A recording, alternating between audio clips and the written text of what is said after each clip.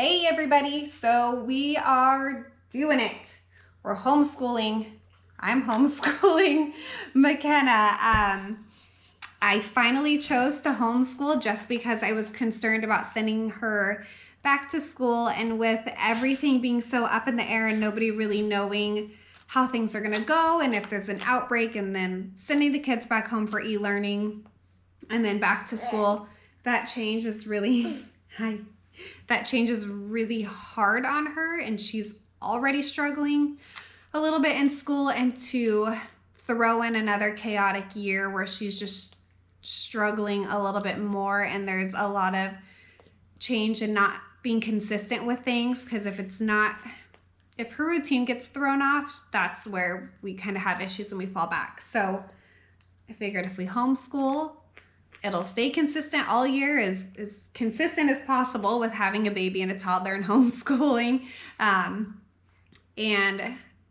I think that's what's best for her. Like I said, she doesn't do well with change. She's already struggling a little bit. And so I think this is the best choice for her. And so that's what we chose. And, you know, everybody has to make their own choice of what's best for them. And right now it just feels like there's no right answer with how the world is right now. But I say just do what's right for you and what feels right. And once you make that decision, do not second guess it. Just move forwards and make it work and stay positive. Don't second guess yourself, because that's going to be just not healthy for you or for anybody else, and it's going to stress you out more than anything. So we have committed to homeschool, and Harley just ate your cracker.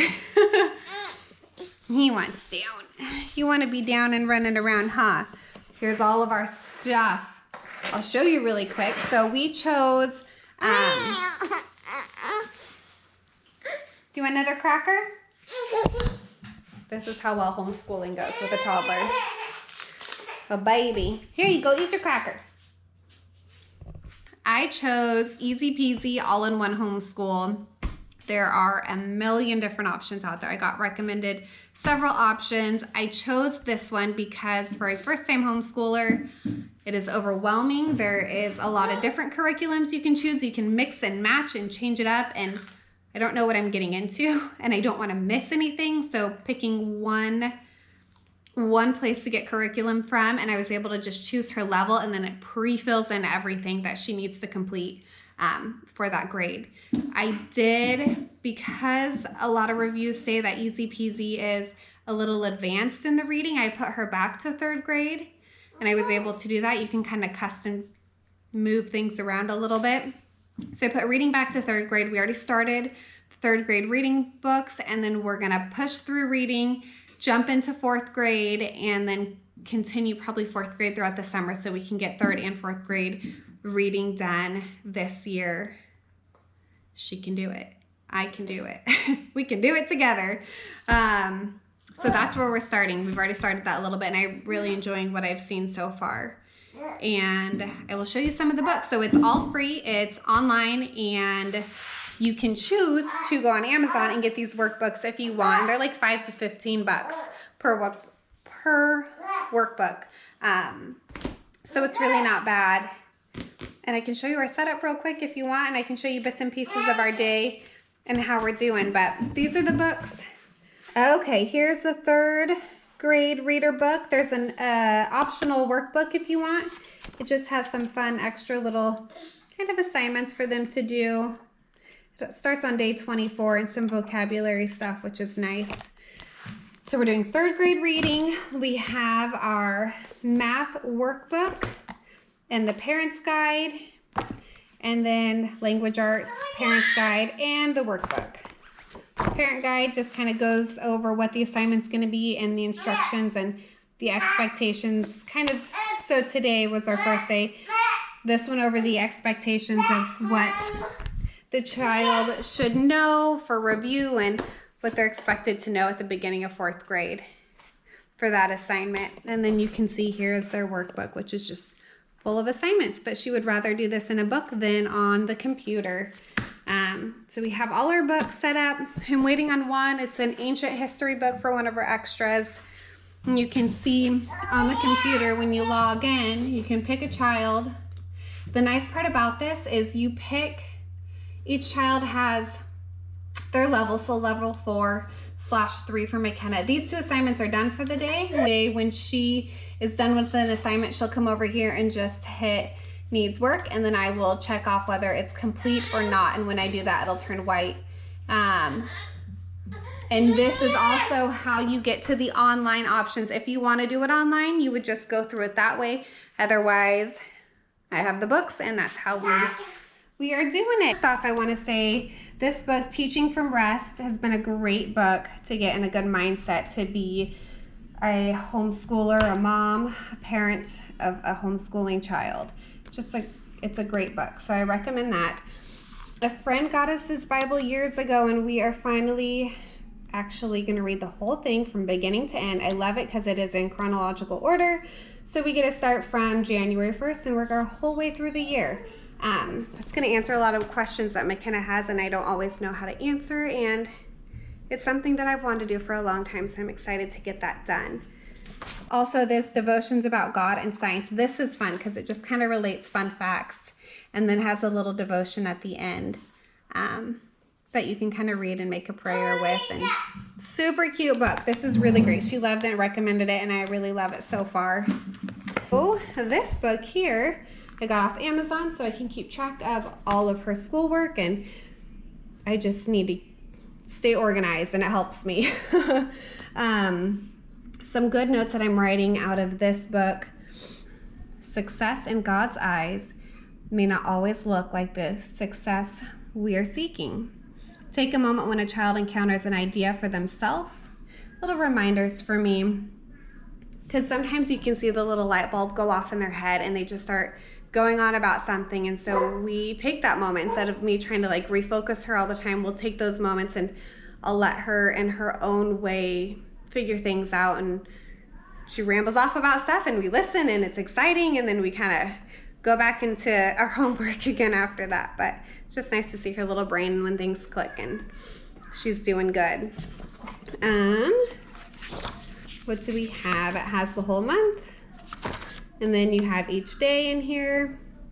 So we will start our mornings, another fun thing, with our Bible read and a stretch, which she loves, or running. Something that they did in Colorado was every morning you had about 20-30 minutes before school to go run laps. And if you ran laps, you earned a little charm to put on a necklace. So that's something that we are doing as well. I got this. So every time she runs a lap in the backyard, there's a big area out back, she gets to color in her sunshine. And for everyone she completely fills out, she'll get a charm for her necklace. And I have one for Kendall too. But they both really like that in Colorado. So good way to stay active, get their energy out before the day, and they're having fun with it. So this is her binder. She marks assignments that she completed. So reading 10, 11, 12, or anything that she has to get done that day, she'll write down in there. And this morning we did a fun little all about me page that I made real quick last night. I was like, they need to do something fun on their first day. You think back to when she was in kindergarten, first grade, and they would draw fun portraits or write what they like and don't like or what they want to be when they grow up. So last night I was thinking about that. I'm like, darn it, I need to go do something like that. So we jumped on the computer and made that last night, one for her and one for Kendall. Kendall has her little book too, and she does calendars as well. She'll just trace what I write. I write the numbers big and she'll trace it. And she actually also has a book somewhere around here. And her book just goes over the letters of the alphabet. It has pictures she can color, and it also has little stories with each letter. So I got her the preschool book so she can start doing school also. This little man just wants to push these chairs and run around. I'm able to put him down for a nap in the mornings and get some of McKenna's important schoolwork done, which is nice because she gets one-on-one time with that. Other than that, that's what we got going. That's what we have set up. I have no idea what I'm doing, but I am trying my best. And yeah, we'll show you bits and pieces of our day Oh, yeah? What do you think? She's really grumpy right now. We'll show you bits and pieces of our day and how school went, and I'll check in with McKenna at the end of the day. Why are you so mad? Why are you so mad? And see how she liked it. And I did add this up here. This wall is probably going to end up being covered with school stuff, but we are going to work on learning Spanish when we got to Colorado.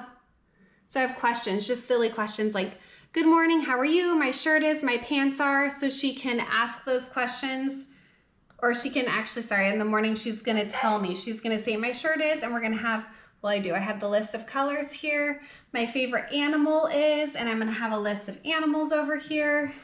Or if she needs to use the restroom. Just different little things or common things that you're going to be saying all the time that she can practice. That's my thought of how we can incorporate Spanish. I don't know how to teach Spanish because I don't know Spanish. So that's my thoughts on how we can just use it every day and incorporate things that we already say and then just kind of change it over to Spanish. So we'll see how it goes. But when we moved to Colorado, they started all the kids learning foreign languages in elementary school, which was amazing. And I love that. And they do that here too. So we're just going to continue and try to keep that going. Easy Peasy does not start Spanish until, I think it was middle school or high school. I don't remember which one. So we're not able to start it through Easy Peasy. So we're gonna try our best to do it on our own. So thanks for hanging out with us. We'll show you the rest of our day and we'll talk to you soon. Say bye-bye. Bye. Oh, R-E-P. R-E-P. Good morning. We are having our first day of homeschool today.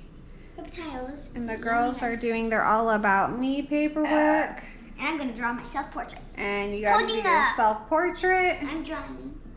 Kendall did most of hers and is coloring the back side. We've already done our Bible read, a little bit of a stretch, and now we're starting on our first full day of homeschool. So hopefully it all goes really good today. So far so good, huh? And we'll check back in and see how it's going later on.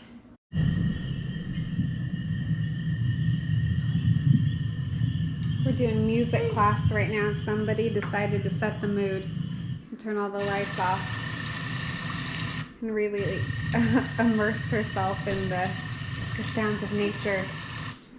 Hey you guys, we are finishing up the day with McKenna.